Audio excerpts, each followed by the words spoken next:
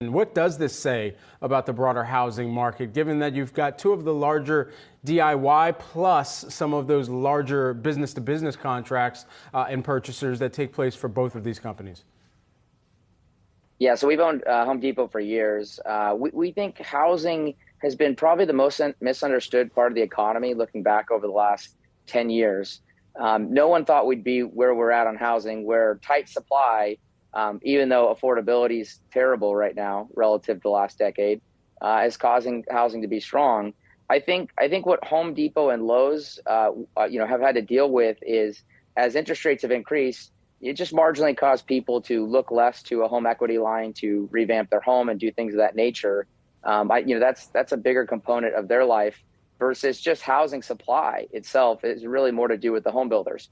So I do think the one tailwind that Lowe's and Home Depot have and will continue to have for many years to come is we've busted one of the great myths of all time, which was that millennials were never going to buy houses.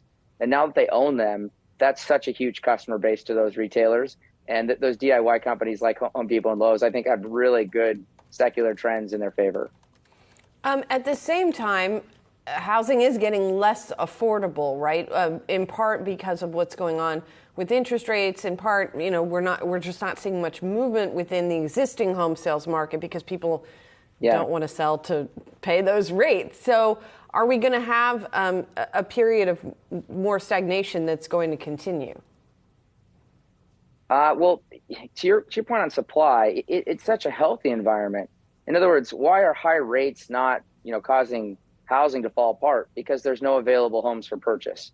What are some other myths that were out there on housing?